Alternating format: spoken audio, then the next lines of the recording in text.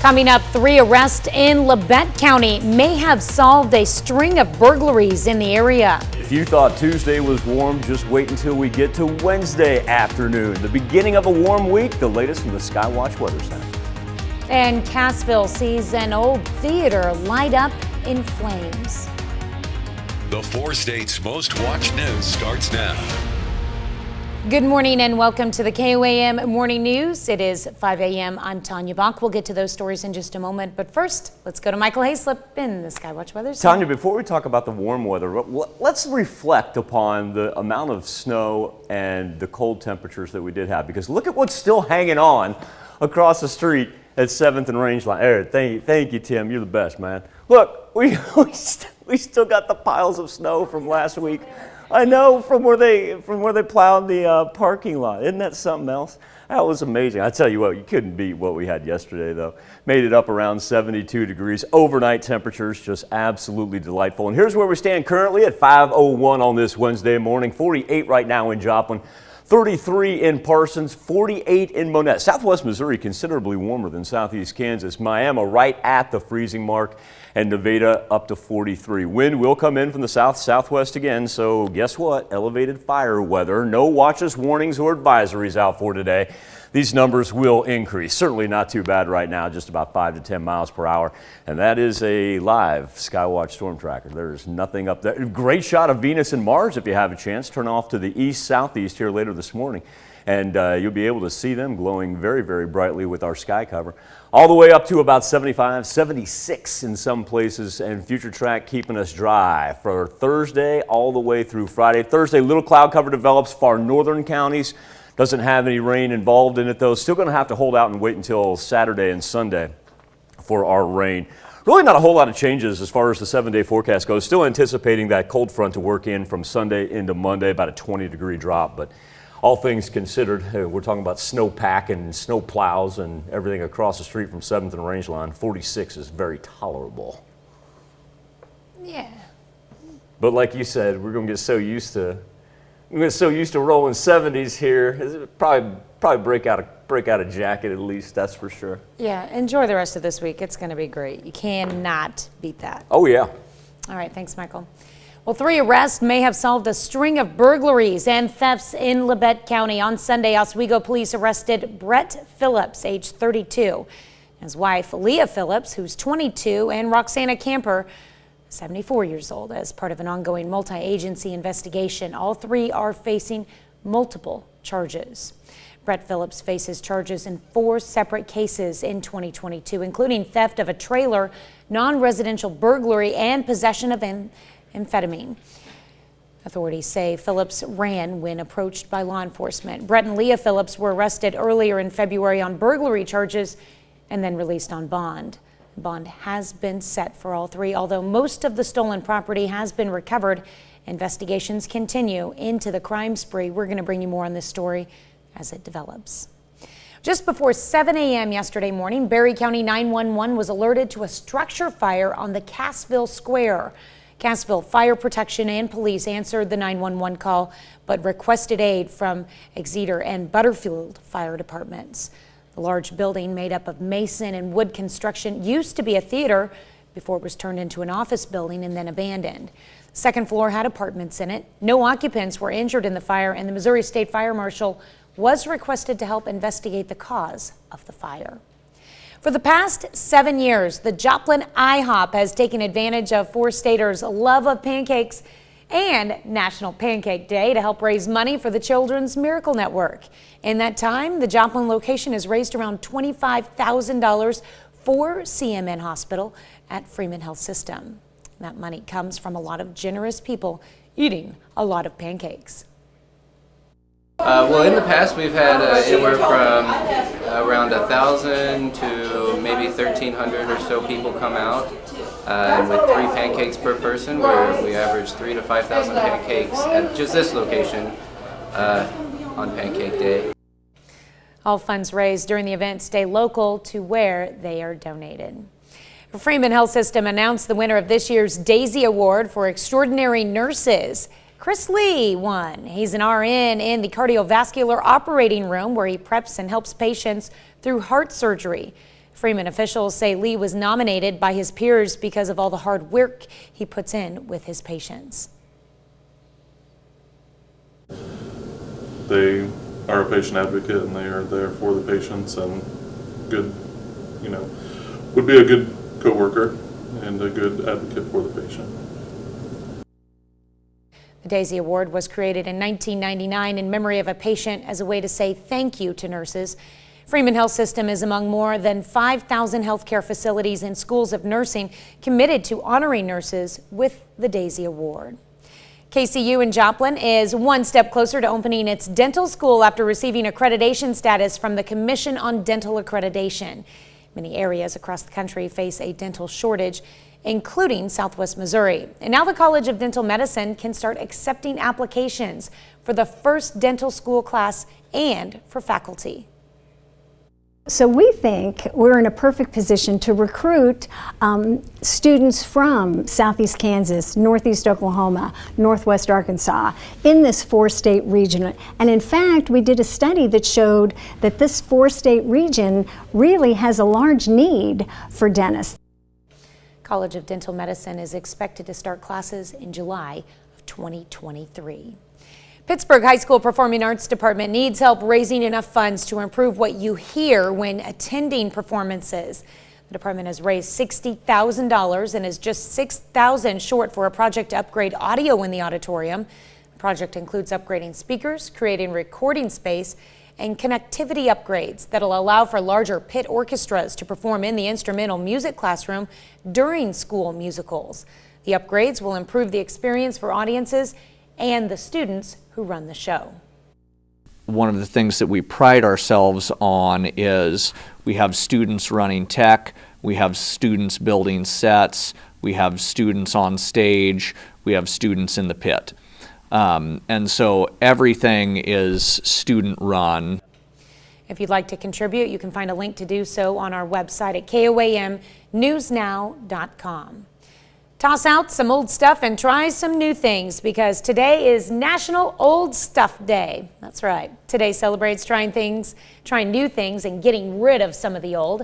Now, you don't have to give up all your old things, but instead of doing the same old, you may find something new you like. For example, knitting instead of scrapbooking.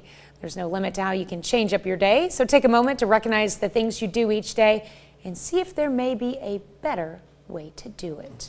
It's 5:07. I thought you were just talking about me. Try something new this morning. No.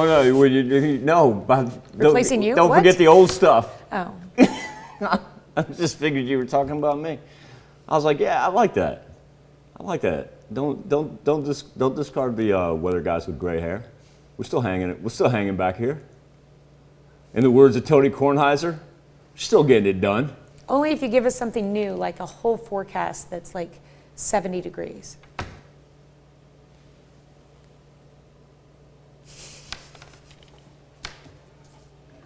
Combo the 70s and still getting it done, and I'm headed in the right direction this There morning. you go. There's our current temperatures, but Miss Tanya would like some warmer weather. Well, here you go. Sunny skies, up around 76 degrees this afternoon.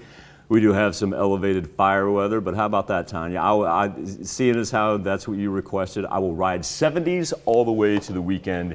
Old guy bringing you nice weather. I will let it slide. That's a look at this morning's top stories and weather in our first 7 minutes. Coming up on the KOAM Morning News, the MIAA puts out its award list. We'll have who in the area got an award. Plus, we'll meet a Kansas boy who got a serious case of the Mondays. And veterans are demanding answers for why they're getting cancer on bases. You're watching the KOAM Morning News. More real news in the morning. We'll be right back. MIAA putting out its all-conference awards, and to absolutely nobody's surprise, Missouri Southern's Lacey Stokes dominating the list. League's Player of the Year, the unanimous Freshman of the Year. Oh, by the way, first-team All-MIAA selection. The freshman from Mount Vernon has made such an impact in her first year at Missouri Southern. She's the team's leading scorer, 19.4 points per game. That's third most in the conference. She leads the league in assists. She leads the league in steals. She is also second on the team with 5.6 rebounds per game. Stokes finished the regular season with 6 straight 20-point performances, helping the Lions earn their first ever MIAA regular season title. They also have the #1 seed in this week's MIAA conference tournament in Kansas City. I knew that I was going to have an opportunity to do something, and me and Coach Russell talked before, and the opportunity was there, but it was whether I was going to act on it and put in the work to be successful at it. And I have high standards of myself, so this is anything less that I wouldn't have expected of myself, but it's still shocking and unbelievable at the same time. Now, Lacey Stokes not the only one receiving all-conference recognition for Southern. Center Maddie Stokes, third-team All-MIAA selection, also made the All-MIAA defensive team. Maddie led the league in blocks in the regular season. Also, Amaya John, she's a third-team All-League selection. And then head coach Ronnie Russell. Congratulations to Coach Russell, as he is the unanimous MIAA Coach of the Year. Easy one to explain after leading a team that was picked to finish 9th in the league. Russell, first place finish. In our preseason, we looked at it as far as with our team. We felt we had all the pieces. At each spot, we thought we was really talented, and so our expectations went up from the years past. We thought we should be able to finish in the top 4, and like you said, as the season went on, we're winning ball games and everything else, and like, hey, our expectations, we need to adjust those a little bit. We got a chance to do something really special. Couldn't happen to a more deserving coach right there. Spent a lot of time on that Southern bench as an assistant. Great to see him take over. As for Pittsburgh State, senior guard Tristan Gegg, second team All-MIAA recognition. Gegg leading the Gorillas with 17 points a game. She's a Labette County High School product. Made more threes this season than anyone else in the conference. Gegg, top 5 in the league in field goal percentage, 3-point percentage, and free throw percentage. Pittsburgh State men's basketball will have a new head coach next season. The school announcing yesterday Kim Anderson retiring after a 5-year run with the program. In those 5 years, the Gorillas were 64-76 overall under Coach Anderson, including a 42-59 mark in MIAA play. Anderson led the Gorillas to back-to-back winning seasons in 18 and 19. Team finished under 500 the last 3 years and missed the MIAA conference tournament this season. Coach A was hired back in 2017 after spending 3 years as the head coach at his alma mater at Missouri. Thomas Jefferson boys in the Class 1 state basketball bracket. Cavs, winners of the Class 1 District 5 championship on Saturday. That's when they beat Golden City. That meant earning a spot in the state sectional round. TJ on the floor to face the Rich Hill Tigers. Winner earns a sectional title and goes to the state quarters. Early on, Caden Meyer. Tough shot. Shooters roll. Get that thing to go in there. Final seconds of the first quarter, Tyler Broward plays beat the buzzer. Cavs up 4 going into the second. In the second, Rich Hill hanging around. McGall Chol Case inside. Tough move and the foul. He had 14 points, 13 rebounds. TJ leads by 6 though at halftime, and the Cavs go up double digits in the third. David Triplett. Your name's David Triplett. What are you shooting? One thing and one thing only. TJ. 13-point lead in the fourth quarter. Just close this thing out. Oh, Broward, soft touch, 17 points, 13 rebounds. Thomas Jefferson wins, moves on to the state quarterfinals, 55-35. Pittsburgh State Gorilla Baseball taking 2 out of 3 from Missouri Southern in the first MIAA series of the year. That was just over the weekend. Gorillas back to conference play on Friday against Mo Western. But first, we got a little non-conference matchup against good old SBU, former MIAA foe. Pitt State wins it 14-2. Austin Bonnell, 2 for 2, a double, a home run, 5 RBIs. Pitt State hosting a 3-game series against Western this weekend. Game 1 scheduled for Friday, 3 p.m., and it is going to be gorgeous for the first pitch. Missouri Southern also in action on the road against East Central, looking for back-to-back wins after taking the series finale from Pitt State and get it done in Game 1, 11-0. Tommy Stevenson, not 1, but 2 home runs, and he drove in 4 runs as well. Still to come on the KOM Morning News, the president of Ukraine gets a profile. Okay, we'll break that down and a check on our 7-day forecast when the KOM Morning News returns. We were marveling about filmmakers actually taking the trip to Ukraine to put together documentaries. Truly something else. Maybe we'll get into that story here a little bit later. First, let's concentrate on our high temperatures that we've had over the past 10 days, all the way up to 73 at Joplin Regional Airport yesterday. And so the trend will continue. And this will be curious because by the time we run the same graphic tomorrow, we'll actually be exceeding the 73 degree mark. We'll make it up to around 75, 76 this afternoon. 48 is where we stand right now at 7th and Rangeline in Joplin. That's just a little bit above what we had yesterday, but substantially better throughout portions of southeast Kansas. Chanute's already up to 45. Monette up to 48, may be the first one to 50 with the way we're seeing our temperatures bump up throughout southwest Missouri. And Miami and Grove, including, throw Jay in there as well, with Veneta and Welch already at 40 and 45. So much warmer than what we had yesterday. And yesterday was delightful with Skywatch Storm Tracker that's really hard to beat. You got to go on the north side of Omaha to find any of that low pressure coming off the Pacific North right there. And what it does kind of breaks up right here with the dry air mass, tries to reformulate over portions of South Dakota and then through Iowa. But with the jet stream, it just kind of tapers off after that. Not a whole lot of action other than what we're seeing up there. So remember, because we remain so dry and warm, elevated fire risks for the rest of the week. Let's go ahead and carry that on into Saturday until we get some precipitation. And it's going to be much needed at that point in time as we find ourselves just about 3 inches down since the beginning of December 1. Time now for the KOM News Now Insta Poll on our Facebook page. It's a sentiment that many share when the weekend comes to an end. Back to back to school, back to work. Well, you got to check out this kid because this kid felt it viscerally. And his reaction to catching the bus on Monday went viral. Here's Haley Tucker. A red carpet should have been laid out.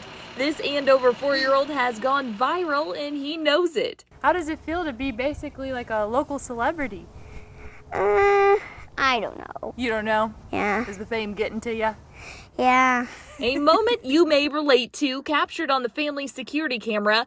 4-year-old Landry King clearly doesn't want to deal with the preschool Monday blues. When he's really tired, he gets a bit grumpy, and then he gets way over dramatic. I saw somebody comment that growing up was learning how to do that in your head instead of in physical form, and that's exactly right. I think we all feel like this on Monday, and I think that's why it's so relatable, is to see the bus and just be like, I can't do it today. Landry says that's exactly what happened. I just had to put on my mask, so if I did like this, just so tired, I laid on the block. His parents say the real heroes are the bus staff. My intent for sending it was just to say thank you for her patience in dealing with a 4-year-old. He's got all of his energy back now, but he told me when he first watched the video.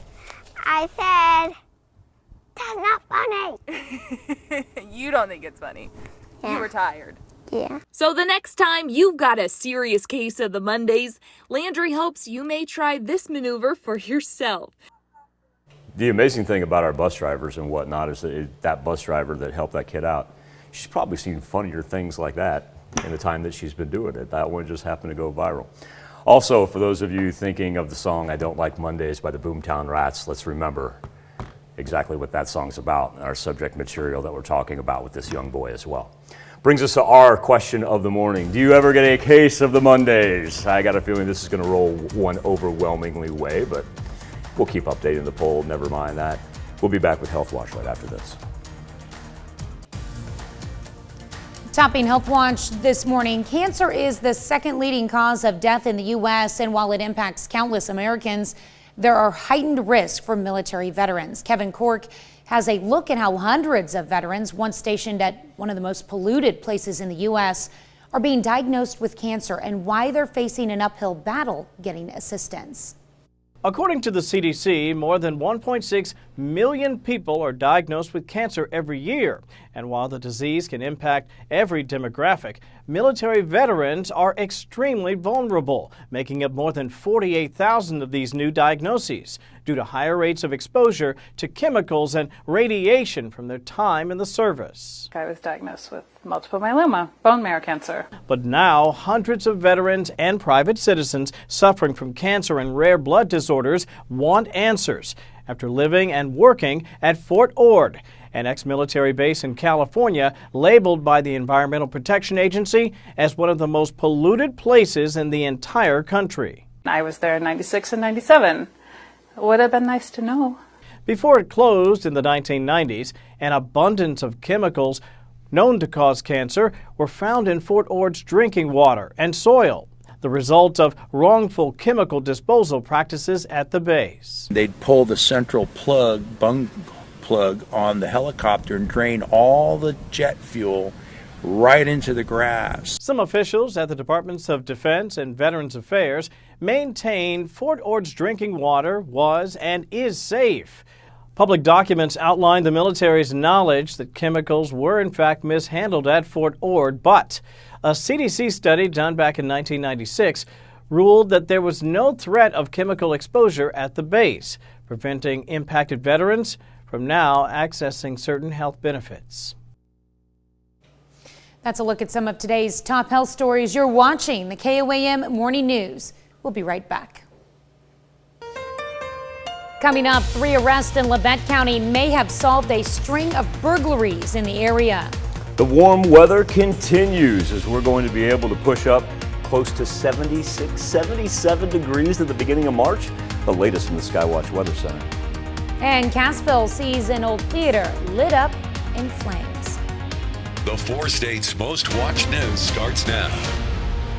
Good morning and welcome to the KOAM Morning News. It is 5:30. I'm Tanya Bach. We'll get to those stories in just a moment, but first, let's go to Michael Hayslip. Tell you what, Tanya, second consecutive day that we've seen pretty good variety of temperatures with the warmer numbers showing up throughout southwest Missouri right there. 48 in both Joplin and in Monette. Carthage just a step behind at 47. And second consecutive day that it's been a little cooler down to the south, only 34 and 35 in Miami. I think the big difference between today and yesterday, and we'll actually be warmer today than what we were yesterday here during the afternoon, is the fact that we're already throwing up some 40s and able to escape any of the 20s that we had throughout southeast Kansas. SEK was a little bit chilly yesterday. Wind tracker is going to steadily increase. Haven't got to 10 miles per hour yet, but later on this afternoon we'll be going 15 to 20 miles per hour in from the south. This is a live look at the Skywatch Storm Tracker. Everything staying in the far northern upper plains, even the cloud cover.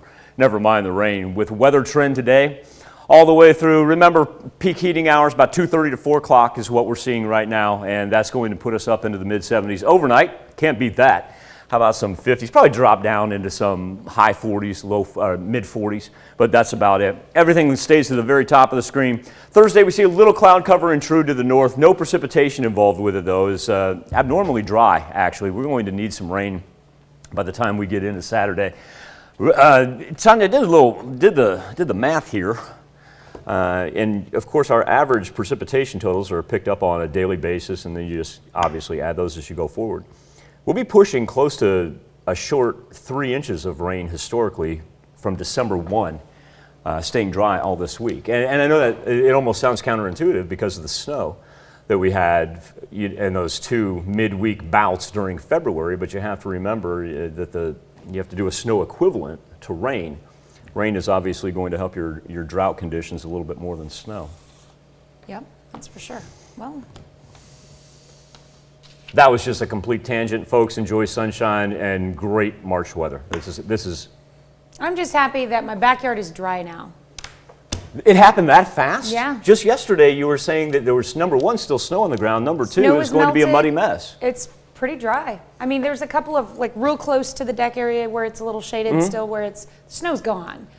I don't know how that parking lot still has snow. Think about how large that parking lot is, it was too. piled up real it's high. huge. 2 factors at play in your backyard. Number one, the very dry air mass with no humidity, sucking everything out that it can from the ground. Number two, even though it's not, 6 feet above ground, that surface wind still is going to play a role in helping dry out your grass. True, very true. All right, thanks, Michael. Just before 7 a.m. yesterday morning, Berry County 911 was alerted to a structure fire on the Cassville Square. Cassville Fire Protection and police answered the 911 call but requested aid from Exeter and Butterfield Fire Departments. Large building made up of mason and wood construction used to be a theater before it was turned into an office building and then abandoned. Second floor had apartments in it. No occupants were injured in the fire, and the Missouri State Fire Marshal was requested to help investigate the cause of the fire. 3 arrests may have solved a string of burglaries and thefts in Labette County. On Sunday, Oswego police arrested Brett Phillips, 32 years old, and his wife, Leah, who is 22, and Roxana Camper, age 74, as part of an ongoing multi-agency investigation. All three are facing multiple charges. Brett Phillips faces charges in 4 separate cases in 2022, including theft of a trailer, non-residential burglary, and possession of methamphetamine. Now, authorities say Phillips ran when approached by law enforcement. Brett and Leah Phillips were arrested earlier in February on burglary charges and then released on bond. Bond has been set for all three, although most of the stolen property has been recovered. Investigations continue into the crime spree. We're going to bring you more on this story as it develops. 4 states are now one step closer to having more dental health care options available to residents. Kansas City University's Joplin campus received its initial accreditation status. KOM's Bronte Sorotsky explains how this allows the dental school to start its next steps to open. 4 state residents may or may not be aware of the lack of dental services in the area. Kansas City University's Joplin campus aims to change that. We did a study that showed that this 4-state region really has a large need for dentists, that there's a tremendous shortage of dentists, and there's a number of dentists who are getting to retirement age, so that the shortage will only get worse unless we educate students to take the positions of these current dentists. That's where the new dental school at KCU comes in. The College of Dental Medicine has developed a wonderful partnership with the dentists in the community, and I think the dentists in the community are going to help us to recruit these young students, these new students, to stay in the area. Now that they've received initial accreditation from the Commission of Dental Accreditation, the school is one step closer to having an impact on the dental and oral health of the 4 states. So now that we have this designation, we can actually recruit and enroll students and start the students on this 4-year journey to become a dentist. And recruitment is starting in as little as 2 weeks. The good news is the American Dental Education Association meeting is in 2 weeks. So we will have a booth at the American Dental Education Association meeting to recruit faculty as well as recruiting students. This means those in the 4 states with dreams of becoming a dentist will no longer need to move far away from home to do so. There's one in Kansas City, there's one in Kirksville and St. Louis, and now we are the 3rd dental school. We are here in Joplin, so students in the Joplin regional area can stay here and still become a dentist. With their study showing such a need for dentists in the 4 states, KCU's future College of Dental Medicine has the potential to get dental services to not only Southwest Missouri, but all counties within a 100-mile radius. In Joplin, Bronte Sorotsky, KOAM News. The dental school is set to open in 2023 and will make Joplin one of the smallest communities to have both a medical and dental school. Here's Michael with a look at your forecast. Temperatures right now anywhere from 33 to 48. The race to 50 already on pre-sunrise. Speaking of sunrise, that will be over the 4 states at 6:48. Probably give it here just another 20 minutes. Skies will begin to lighten up all the way up into the mid-70s later on this afternoon. Whole bunch of sunshine, elevated fire concerns because of the humidity. At the same point in time, important to point out, we do not have any advisories, watches, or warnings in effect. Well, this morning we're discussing that case of the Mondays. I don't care if it's Wednesday. You can still feel it any day of the week. Meet Landry King. He's a boy from Andover, Kansas. Landry has gone viral because he developed a case of the Mondays. It was pretty obvious. He was feeling a bit tired, caused him to get over dramatic about getting on the bus. And it was all caught on the family's security camera. Check this out. Oh, I don't know. Man, I just don't want to. I'm just going to lay out right now. There you go. Luckily, the bus driver was very patient with Landry. Came over, took his hand to help him face those Monday blues. This brings us to our something to talk about. Do you ever get a case of the Mondays? I'm just lucky. I'm very, very happy. The kid didn't whack his head because the first time I saw it, I think I saw it yesterday. First time I saw it, I was like, no kid, don't hit your head on the concrete. Sometimes kids get a little too over dramatic and do stuff like that. What over dramatic? What are you talking about? Mm-hmm. So I think I skewed the vote, which I try not to do. I try. People don't at home sometimes don't believe me when I say this. I try to keep my nose out of this, folks.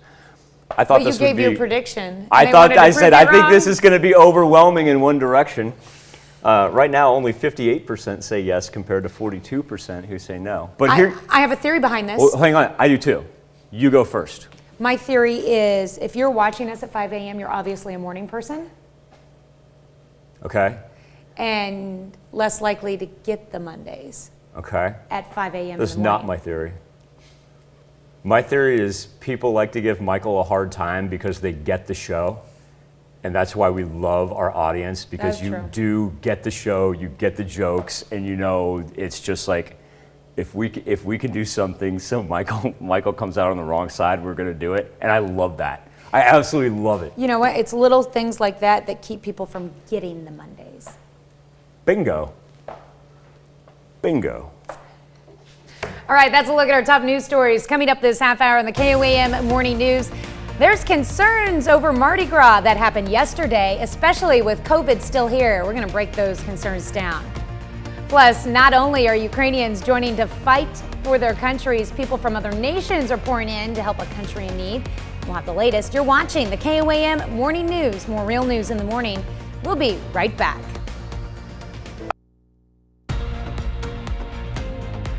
Topping World Watch, while governments may be reluctant to send in troops to support Ukraine, volunteers from all over the world are ready to fight. British men are among those answering the Ukrainian president's call for foreign fighters to join the war against Russia. CBS's Riley Carlson reports from London. Hello, yeah, we've come to join the Ukrainian army, or whatever they're called. Leon Dawson has no military experience, but he's joining a steady stream of civilians signing up to defend Ukraine. He's collecting secondhand military gear with his friend and says they know going to the front lines could be a deadly move. We're young, strong, fit men, we can help, so why not? Waza, that's just a nickname, is a military surplus supplier. He's sending hundreds of old UK uniforms, similar to Ukraine's military, but is making one alteration. I'm taking all the insignia off because what we don't want is any propaganda from the Russians saying there's British troops in obviously Ukraine when there's not. These Ukrainians have filled a truck with medical supplies, mine detectors, and body armor to drive 1,200 miles to Ukraine. All right. William is a former U.S. soldier who flew to Ukraine to volunteer for the fight. So I was on a contract in the Middle East and I saw what was happening, so I'm like, screw it, let's go. Back at the embassy in London, would-be recruits keep coming. I'm 60, which means I'm just about within the age range they'll accept. Going to great lengths to fight for the Ukrainian cause. Riley Carlson, CBS News, London. Britain's defense secretary says only trained and experienced fighters should even consider going to Ukraine. He says for everyone else, there are humanitarian ways to help. A Holocaust memorial site in Ukraine is attacked by Russian forces. Babian Yar Holocaust Memorial in Kyiv, which honors between 70 and 100,000 Jews killed during World War II, hit by an explosion during the fighting between Ukraine and Russia. Memorial Center's advisory board chair condemned the attack while warning the truth could not become, quote, the victim of war. Violence took place less than 1 week since Russia invaded Ukraine. U.S. intelligence community is said to be increasingly concerned about the vulnerability of Ukrainian President Volodymyr Zelensky. We take a look at the most unlikely of wartime heroes, a former comedian who was just weeks ago given little credit for statesmanship. Jillian Turner reports from the State Department. We are all here. Our soldiers are here, the citizens are here, and we are here. We defend our independence. That's how it'll go. With those words, President Volodymyr Zelensky thrust himself into the global spotlight this week, becoming a beacon of hope for Ukrainians and an icon to the free world. Zelensky is Jewish and grew up in southeastern Ukraine. Some of his relatives perished in the Holocaust. After getting his law degree, he entered Ukraine's entertainment industry, gaining fame as an actor on popular TV show Servant of the People. In 2006, he competed in Ukraine's version of Dancing with the Stars. He was elected president in 2019 after campaigning on peace with Russia.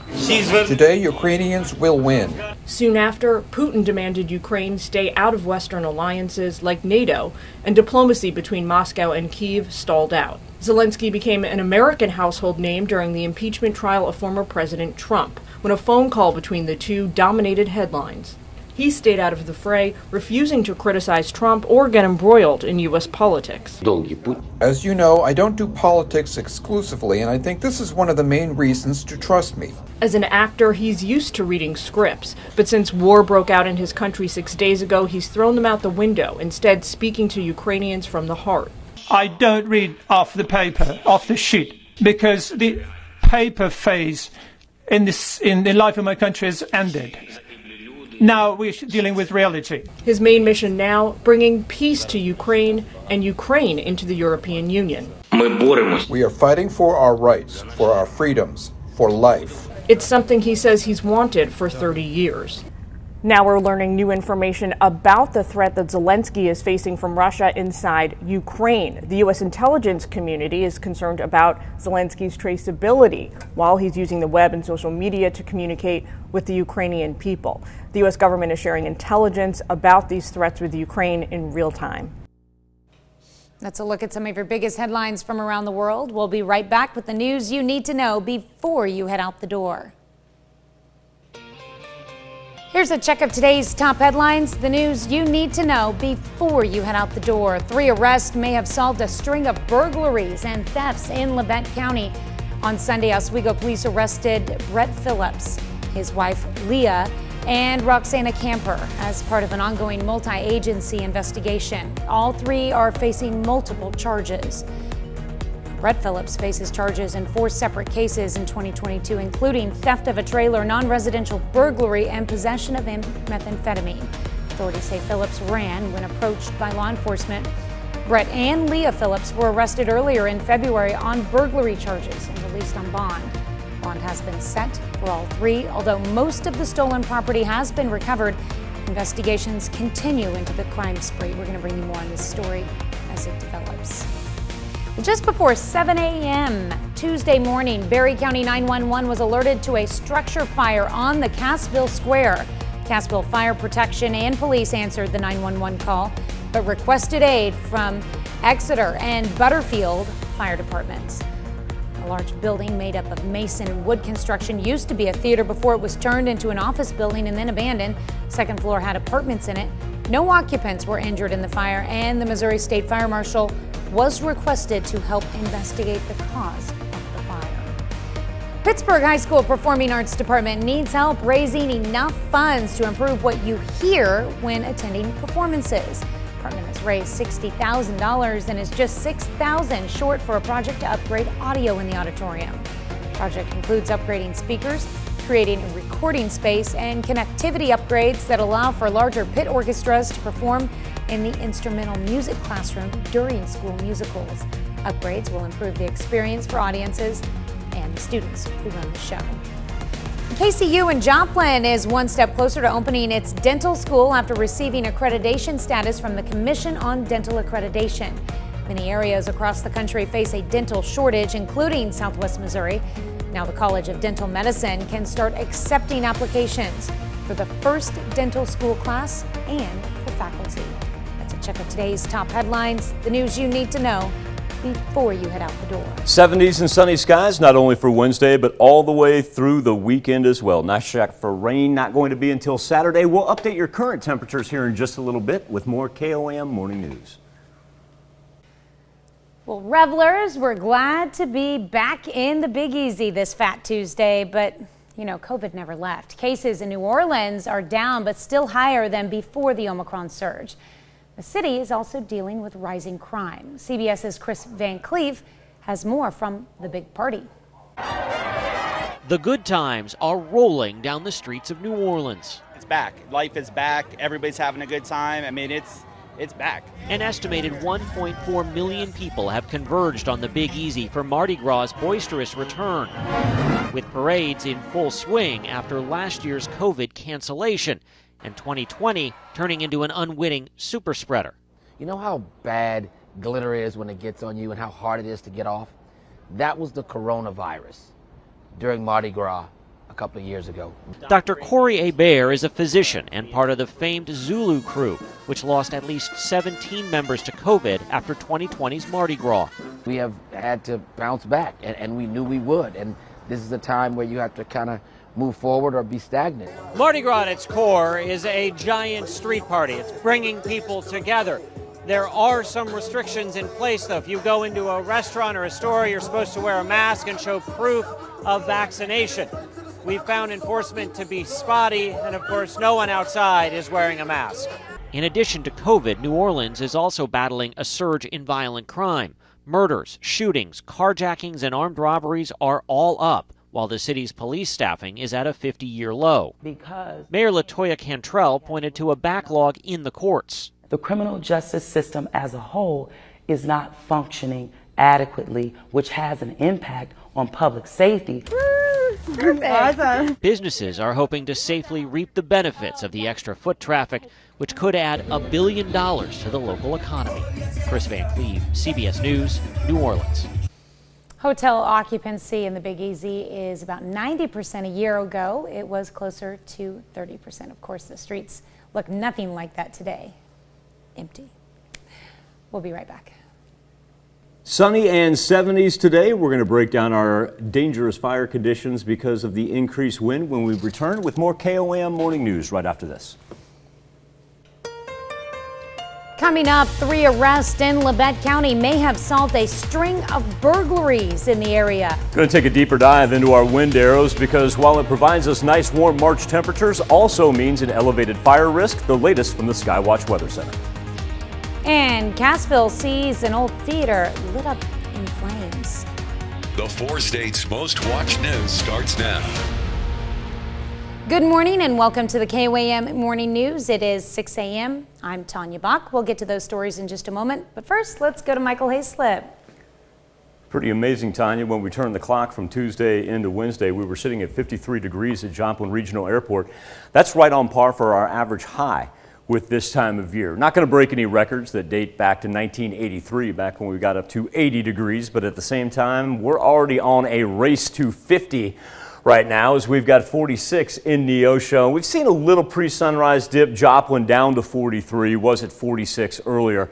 Chanute holding steady at 44, Miami right at that freezing mark. Now, one thing that we've been talking about, of course, is the sunshine with our beautiful blue skies that we're going to encounter this week, but also, too, strong south wind. Still sitting single digits right now in that 5 to 10 mile per hour range. But after sunrise, then we get to 10 to 15 miles per hour. As we progress through the noon hour, we get to 15 to 20 miles per hour, and our gusts pick up about 30 to 35 miles per hour. Combine that with our low humidity because we've got no clouds in the sky, never mind any rain. And that means we've become a little bit of a tinderbox outside, which sounds a little bit counterintuitive, seeing as how Tanya and I were talking earlier, there's still some snow packed out on the ground from our last bout back in February. But it dries out so quickly, and once again, one little spark can spread quick. Future track. Dry again. So here's the thing, we just need to probably avoid that until we get into Saturday and Sunday because we will pick up some much needed rain by then. Going to be down about 3 inches of precipitation by the time we get to the weekend compared to where we historically be. And want to put that into terms from December 1, not January 1, December 1. But yeah, it's going to be nice to have that. And here's the interesting thing, Tanya, even though we do pick up some scattered weekend rain, temperatures still very good over the weekend, 68 and 67. Yeah, we'll take that. Cold front really doesn't kick in until Sunday and Monday. Can't complain about that, that's for sure. All right, thanks, Michael. Well, 3 arrests may have solved a string of burglaries and thefts in Labette County. On Sunday, Oswego police arrested 32-year-old Brett Phillips, his wife, 22-year-old Leah Phillips, and 74-year-old Roxana Camper as part of an ongoing multi-agency investigation. All 3 are facing multiple charges. Brett Phillips faces charges in 4 separate cases in 2022, including theft of a trailer, non-residential burglary, and possession of methamphetamine. Authorities say Phillips ran when approached by law enforcement. Brett and Leah Phillips were arrested earlier in February on burglary charges and then released on bond. Bond has been set for all 3, although most of the stolen property has been recovered. Investigations continue into the crime spree. We're going to bring you more on this story as it develops. Well, just before 7 a.m. Tuesday morning, Berry County 911 was alerted to a structure fire on the Cassville Square. Cassville Fire Protection and police answered the 911 call, but requested aid from Exeter and Butterfield fire departments. The large building, made up of mason and wood construction, used to be a theater before it was turned into an office building and then abandoned. The second floor had apartments in it. No occupants were injured in the fire, and the Missouri State Fire Marshal was requested to help investigate the cause of the fire. Missouri launches a new program to help those in the low-income bracket pay their water and wastewater bills. It's offered through the Department of Social Services, helping people pay for disconnection or reconnection fees and current or past due water or wastewater bills. Among the qualifications, a person must be at or below 60% of the state median income, have $3,000 or less in bank accounts, retirement accounts, or investments, and be a United States citizen. You can visit Missouri's Department of Social Services website for more information. War, pandemic, inflation. Americans have plenty of reasons to fear the state of our union. President Joe Biden looking to calm those fears in his constitutionally mandated address to Congress, with his approval ratings at a dismal 41%. That's according to the latest polling. Speech comes at a crucial time in Biden's presidency.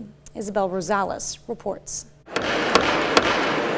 Madam Speaker, the President of the United States. President Joe Biden delivering his first State of the Union under the shadow of war abroad, following Russia's invasion of Ukraine. Putin's latest attack on Ukraine was premeditated and totally unprovoked. The president projecting strength as a Western leader, laying out America's response. Together with our allies, we're providing support to the Ukrainians in their fight for freedom. Military assistance, economic assistance, humanitarian assistance. We're giving more than $1 billion of direct assistance to Ukraine. Top of mind for most Americans, the impact the conflict will have on already high levels of inflation. One way to fight inflation is to drive down wages and make Americans poor. I think I have a better idea to fight inflation. Lower your costs, not your wages.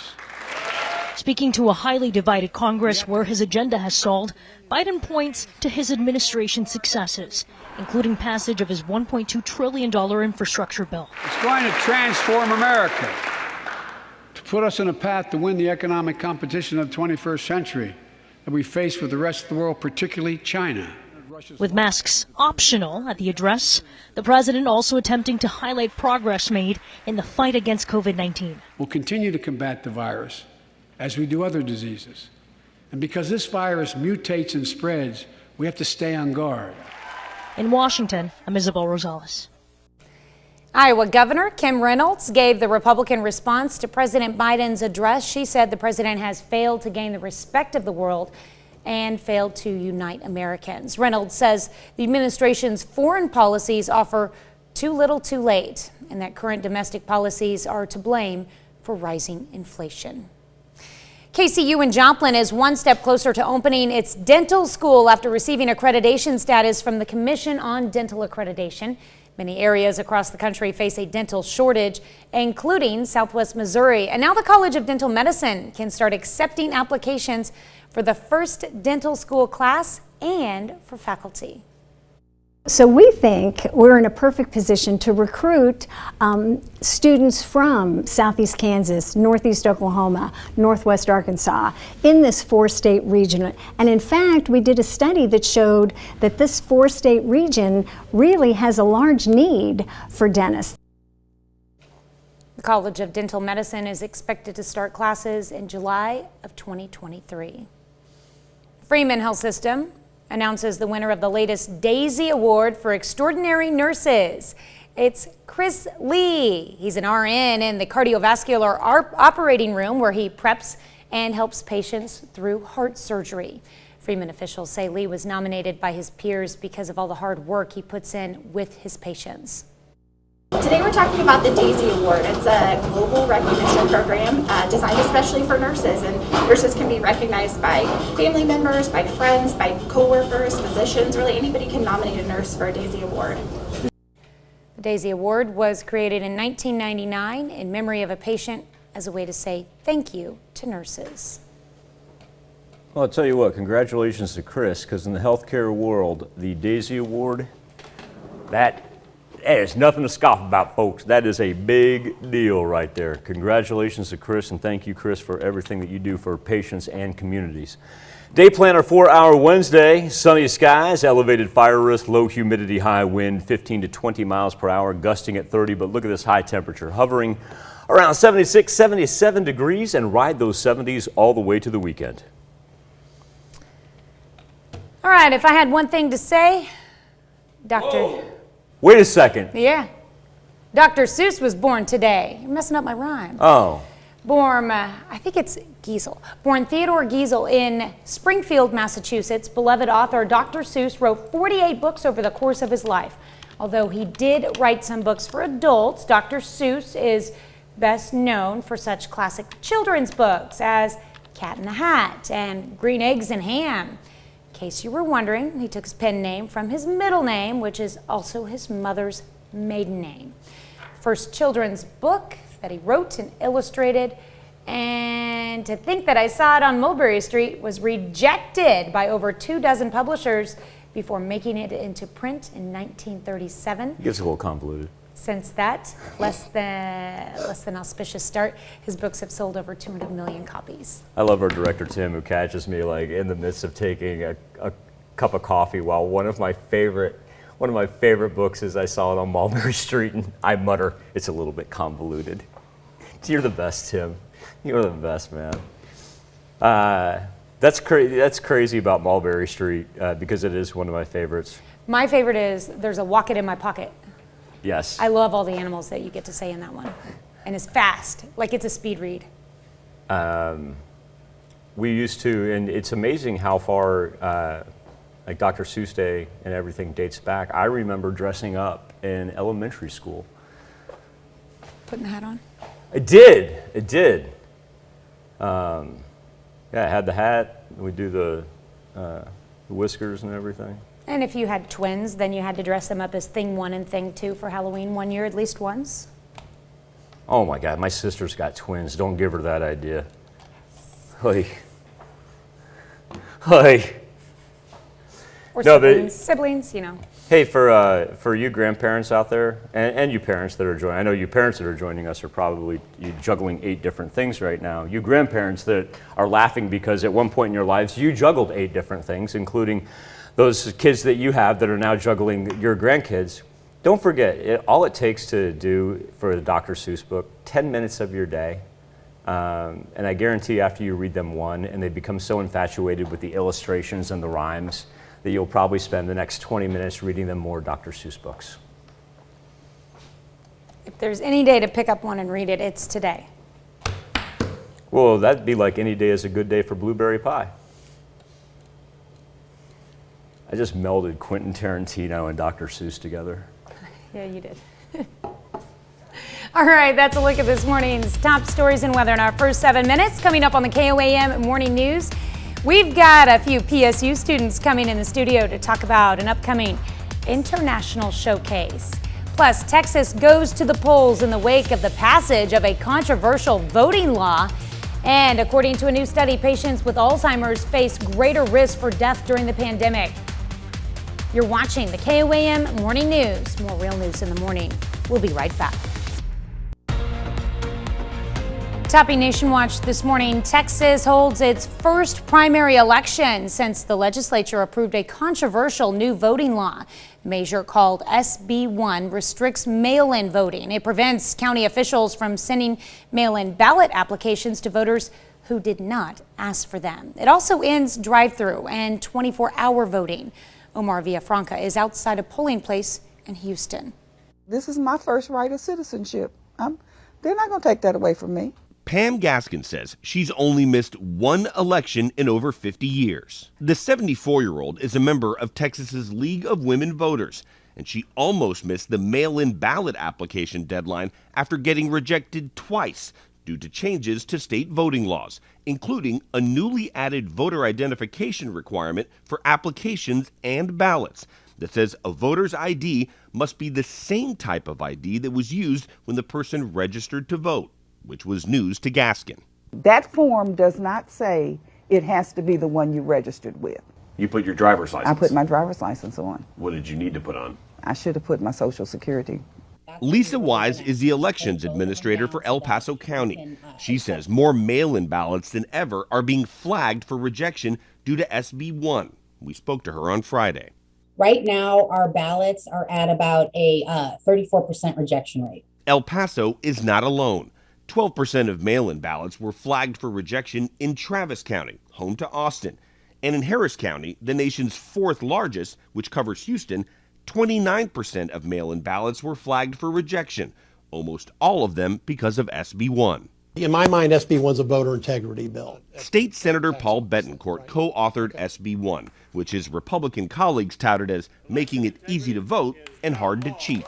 After talking to also county leaders, they're saying easier to vote, not so sure. Catch fraud, we're not referring any of these for indictment or for investigation. Whenever there's changes in a system, there's always going to take time for people to, and the election officials to understand how that works. But Gaskin says the new rules are the latest in a series of obstacles that deter voters. They're making voting hard. Stand by, please. And we know at least one outcome from the Texas primaries. Betty O'Rourke, a former congressman and Senate and presidential candidate, won the Democratic gubernatorial nomination. Election officials have spent the past few weeks contacting voters whose ballots were rejected by mail and telephone, trying to get them to correct those ballots. Now, the law will affect voters in both parties, but we won't know which party had bigger problems until after the election. That's a look at today's top national stories. We'll be right back with some special guests from PSU. Welcome back to the KOAM Morning News. Couple special guests in studio here as we're getting ready to kick off the Pittsburgh State University International Food and Culture Fair. I'm joined by Marlon Marita. Marlon, thank you so much. And Claire Chen. Hi. Claire, thank you so much for your time being here. Let's get down to brass tacks first, because I want to kind of delve into your backgrounds and exactly why this means so much to you. But Claire, I'll start with you. If you were to give your elevator speech about why people should show up Saturday at the Bicknell Center as to take part in this food and culture fair, why do you tell them that this is a great time? Well, I think because, you know, as an international student, we get to hang out with a lot of friends, from India, from all the culture. And then the first thing we'll get to do is oh, would you come to our house, our apartment, to have some food? And, that's just it. That's because you make friends with food, So that's the kind of the thing we want to show, because we want to Brenda always say, she want to make, Brenda is our advisor from the international office, and she always say oh, I want to make Pitt State, you guys' home away from home. Yes. So when you got something good, of course you want to share with your family. So that's what I think. And folks, I really want to stress, just from being a part of this for so long, that while it's a chance for international students to meld together, they're inviting us. They want us lifelong Pittsburghers to come out, four-staters, to come out and be a part of this. Marlon, what country are you originally from? So I was born here in the United States, of course, but my parents are from Guatemala. They're from Guatemala. How did you get involved in the Pittsburgh International Students Association? I think that I just naturally fit in. I lived abroad in Guatemala for 5 years, so I kind of connected already with just living and studying abroad. I connected with international students, and that led me to joining the International Student Association on campus. I find it interesting with everything that's going on in the world, whether we were separated because of a pandemic for more than 2 years, or whether right now we look at a war that's transpiring in between Russia and Ukraine, and we talk about cultural differences there. Marlon, when you look at this as an opportunity to bring different ethnicities, cultures, and whatnot together during these times, what does that mean to the association as a whole? I mean, this is truly what we want. We want to build cultural diversity on campus, and I think having this event truly builds a connection between the community and international students. So it's an opportunity for us to connect with the community and give back through the food and performances that we'll be having on Saturday. Claire, how did you find your way to Pittsburgh State University? Well, it's just because I'm right now on an exchange program, and then I kind of do a research about this, and I just heard that because I'm from the country too, back in Taiwan.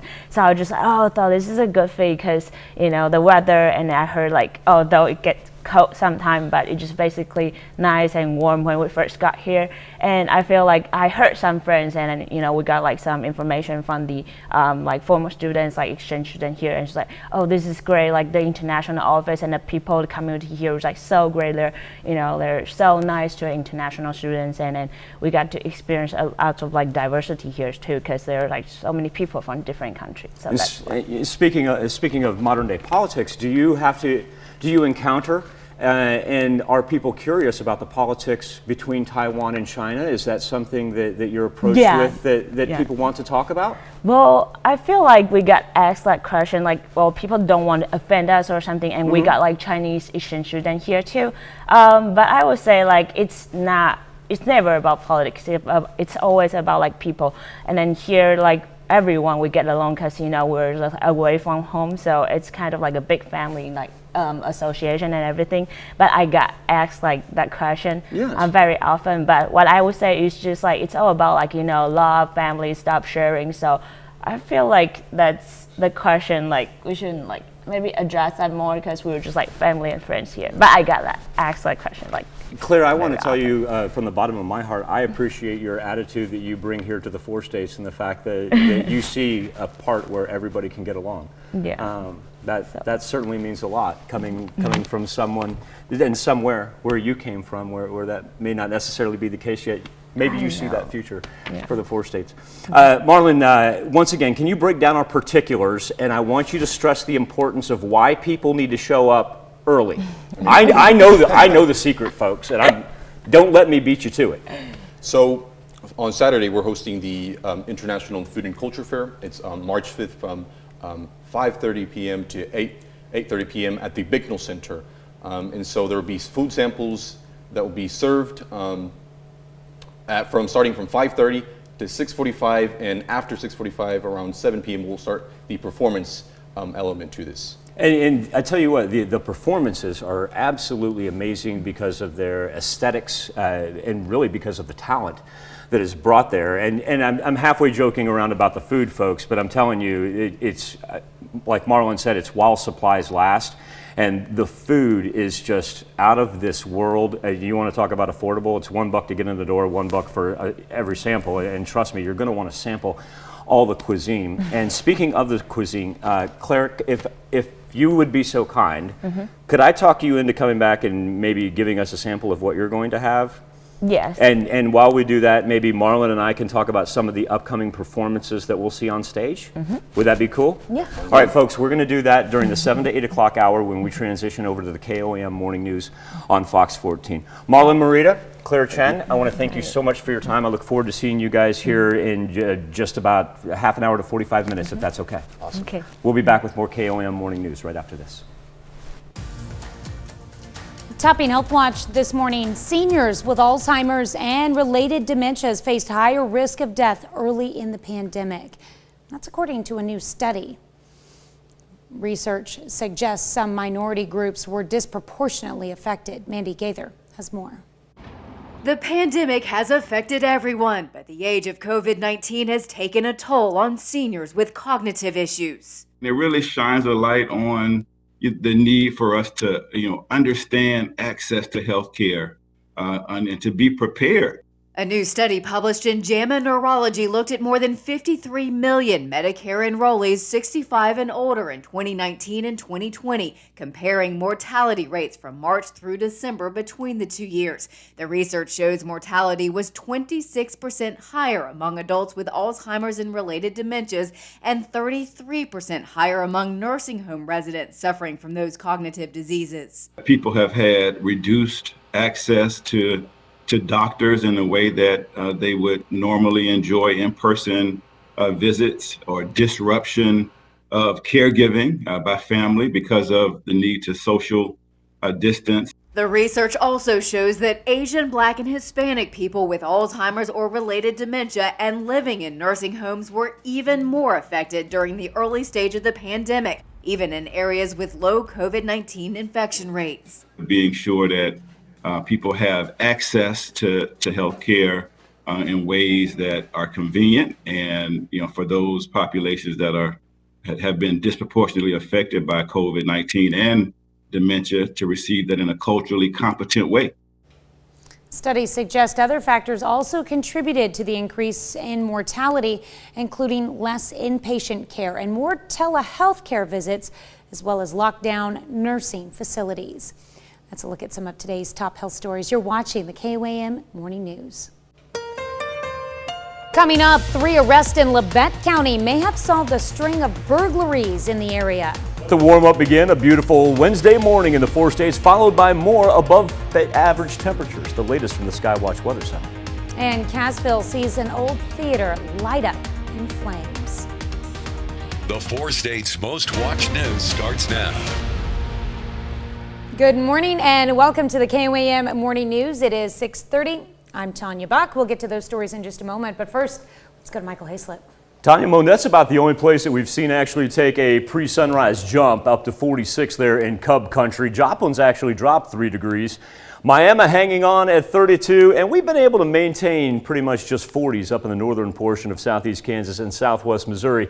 Wind is going to play a factor once again today, but you combo the wind and the sunshine, and where does it result in? Well, how about temperatures up into the mid-70s for today and tomorrow? Average high for the beginning of March should be about 54 degrees, about a 20-degree warm-up all the way into the weekend. Don't have to worry about another cold front hitting until we get from Sunday into Monday. Yeah, we can enjoy it, and even that cold front's not going to be too miserable. You know, really, yesterday with the warm temperature, the wind was worth it. It wasn't too bad. Right. All right, thanks, Michael. Well, firefighters in Berry County fight a blaze on the Cassville Square yesterday morning.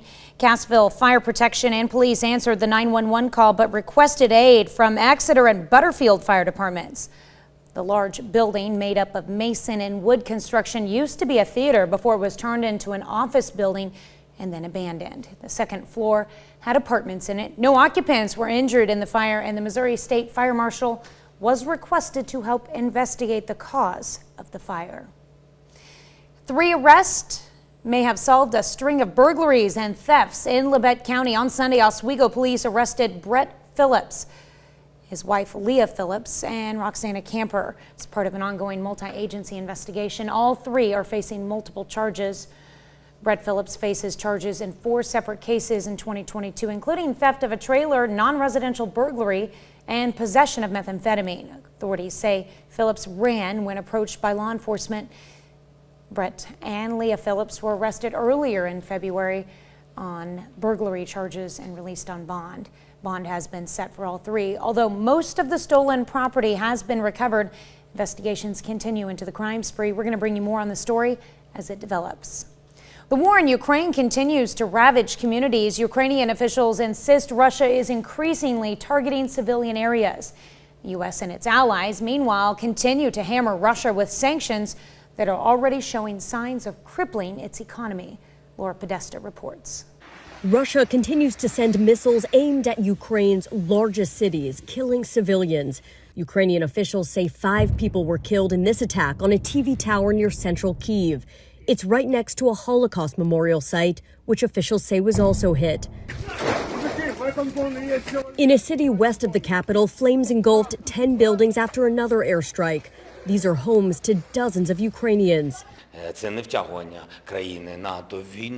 Speaking from a heavily guarded compound, Ukraine's President Volodymyr Zelensky pleaded with Russian President Vladimir Putin to stop and sit down at the negotiation table. When the history of this era is written, Putin's war in Ukraine will have left Russia weaker and the rest of the world stronger.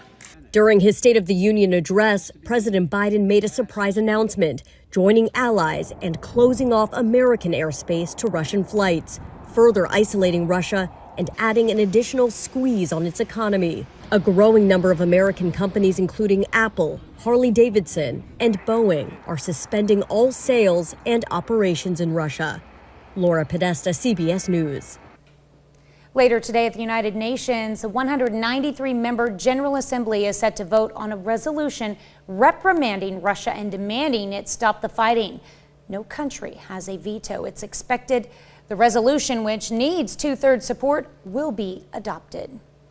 Freeman Health System announces the winner of this year's Daisy Award for Extraordinary Nurses. Chris Lee won. He's an RN in the cardiovascular operating room where he preps and helps patients through heart surgery.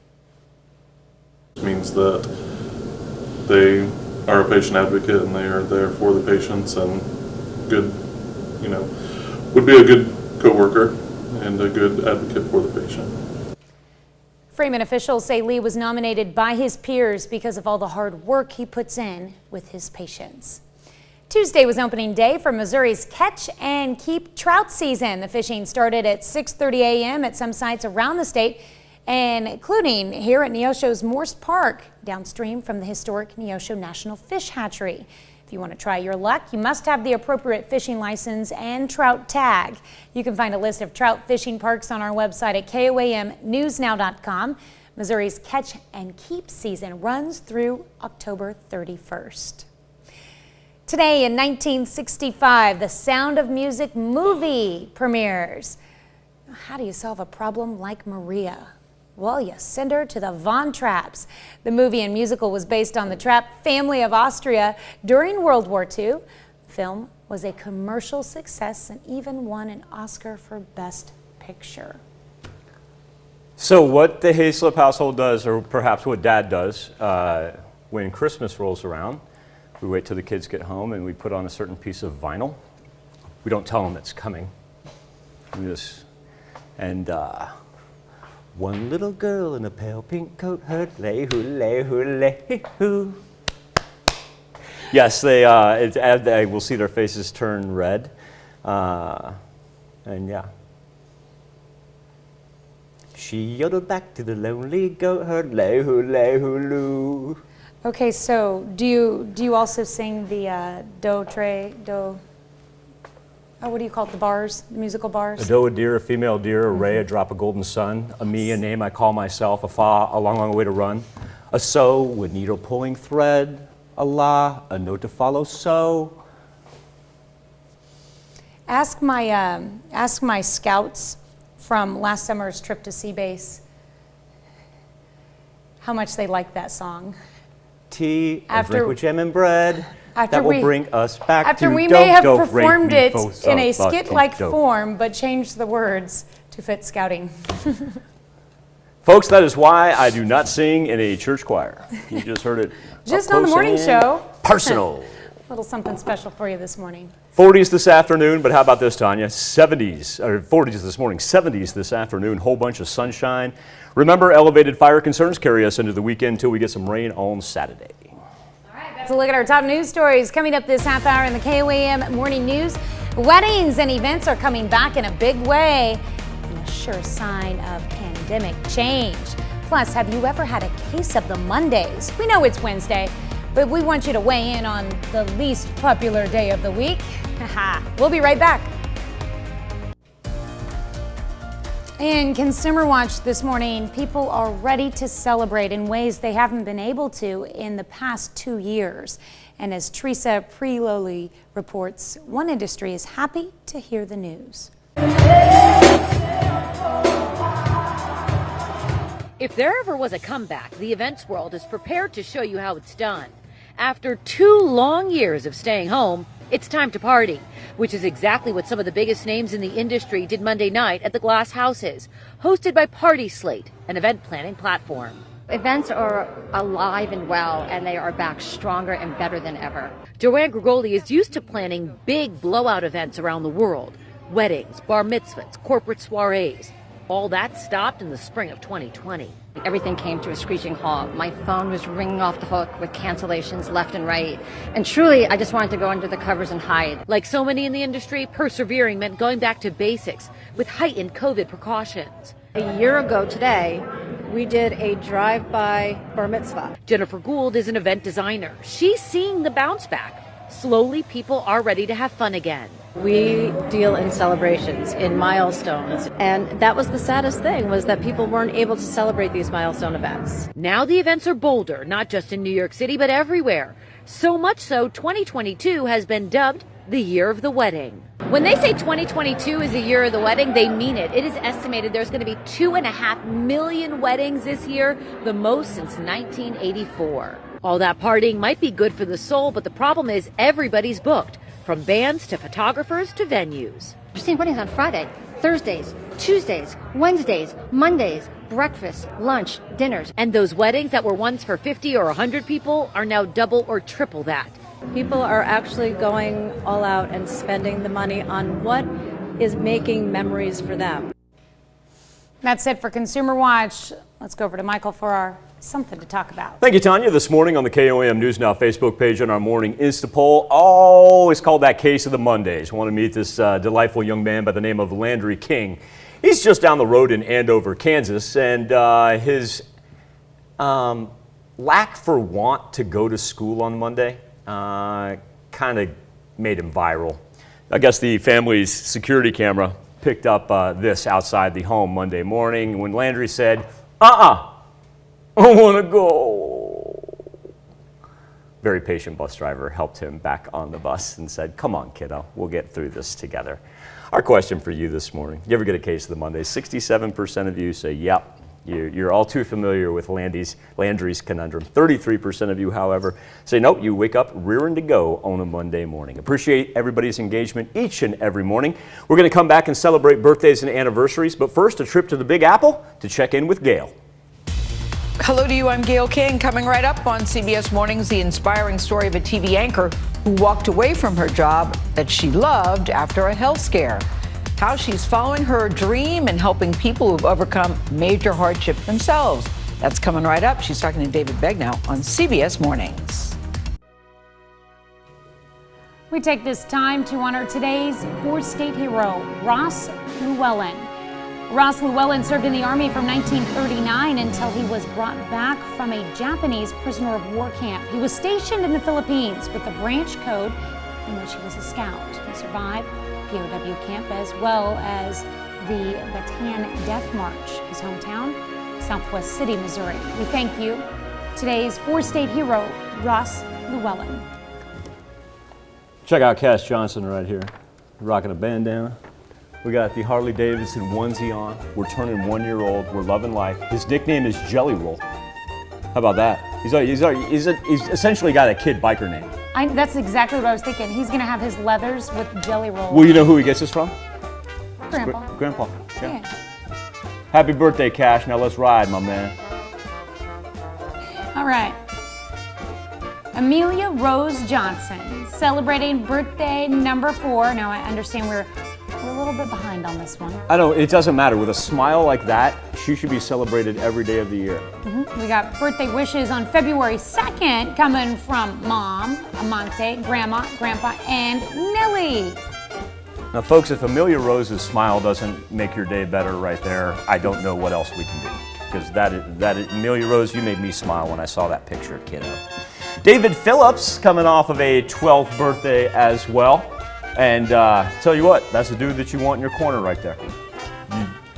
When things happen, you want to ask David if he can come with you when those things are going to happen. Happy 12th birthday, my man. In Humboldt, Olivia Black's coming off a 15th birthday with love from Grandma Lexi and Lizzie. Chris Ferguson celebrating a 15th birthday as well. Happy birthday to Chris and Moran. Commerce, Oklahoma, Breely Tompkins turning sweet 16 this year. Check that out. There we go. Good, nice one, Breely. I like that. Matt Miller celebrating his 40th, a milestone there for Mr. Matt. And these happy birthday wishes, Matt, come from Maddie, Emma, Chief, and Mom. I'm not sure which one goes by Chief, but I love it. Happy birthday, Matt. He's in Seneca. That's a good picture right there. All right. And we've got Clyde Pickle in Knoll, Missouri, turning 45 years old here, pictured here with his daughter, Kelsey, who had a birthday earlier this week. Lots of love from the entire family. Oh, we got a Bogle birthday. You know, we're headed to Chanute then, where Matt is celebrating his 46th. Happy birthday, Mr. Matt. And in Pittsburgh, turning the big 6-0, it's time to celebrate for Sharon Carpino. Good get, Sharon. Good get. Hey, you just said it yesterday, right? We're about getting to that weather. We're about there. Sheila Harris, she is celebrating her 65th birthday. Sheila, very happy birthday to you in Jasper. And extended family, there they are.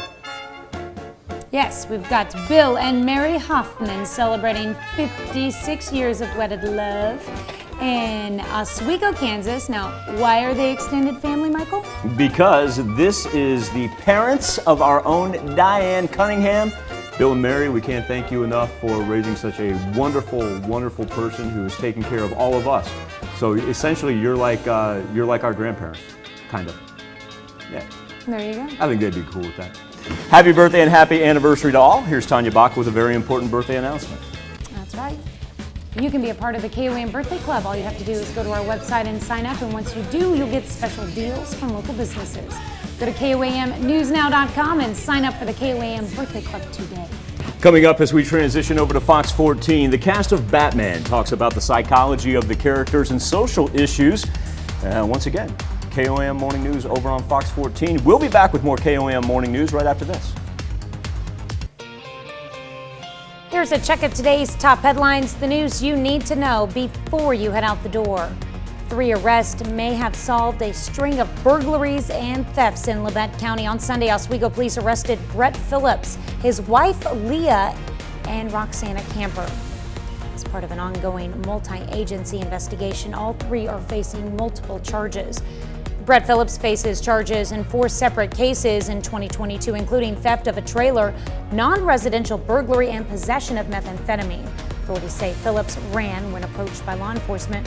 Brett and Leah Phillips were arrested earlier in February on burglary charges and released on bond. Bond has been set for all 3, although most of the stolen property has been recovered.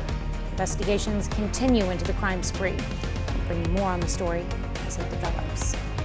Just before 7 a.m. yesterday morning, Berry County 911 was alerted to a structure fire on the Cassville Square. Cassville Fire Protection and police answered the 911 call, but requested aid from Exeter and Butterfield fire departments. A large building made up of mason and wood construction used to be a theater before it was turned into an office building and then abandoned. The second floor had apartments in it. No occupants were injured in the fire, and the Missouri State Fire Marshal was requested to help investigate the cause of the fire. Pittsburgh High School Performing Arts Department needs help raising enough funds to improve what you hear when attending performances. The department has raised $60,000 and is just $6,000 short for a project to upgrade audio in the auditorium. The project includes upgrading speakers, creating a recording space, and connectivity upgrades that'll allow for larger pit orchestras to perform in the instrumental music classroom during school musicals. The upgrades will improve the experience for audiences and the students who run the show. KCU in Joplin is one step closer to opening its dental school after receiving accreditation status from the Commission on Dental Accreditation. Many areas across the country face a dental shortage, including Southwest Missouri. And now the College of Dental Medicine can start accepting applications for the first dental school class and for faculty. That's a check of today's top headlines, the news you need to know before you head out the door. Probably grab a jacket. Certainly won't need it this afternoon, but may want to take it when you head out the doors. We still have some high 30s up there on the board. Everybody above the freezing line, though. We love that. And look at this afternoon. Like I said, we're going to be shedding the jacket, if not going to short sleeves, topping out around 76 degrees with a whole bunch of sunshine. Good south wind. The wind's just going to stick around all week long. But at the same point, that's why we're able to cruise through anywhere from 15 to 20 degrees above average temps for the beginning of March. All right. Well, coming up today at noon, we're making sour cream crowned fish fillets in the Mr. Food Test Kitchen. Of course, your morning news continues on KOAM. CBS Mornings coming up next, a preview of Gayle King's exclusive sit-down with Melinda Gates in her first TV interview since her divorce from Microsoft co-founder Bill Gates. Or you can switch on over with us on Fox 14, where your only local morning news continues. And this morning, Major League Baseball announces cancellation of opening day as the strike continues. Not only opening day, first 2 series gone. Plus, the pandemic put a lot of things on hold. That includes a national cheer competition to introduce you to the Pleasant Valley cheer team, who has a new title of champion. And most importantly, We've got 2 students from the Pittsburgh International Association joining us to talk about the Food and Culture Fair coming up on Saturday. We've got them sitting over there, anxiously awaiting to go on again. Looking forward to that. Be safe. We'll do this all again tomorrow morning. And we're going to do it again today at noon.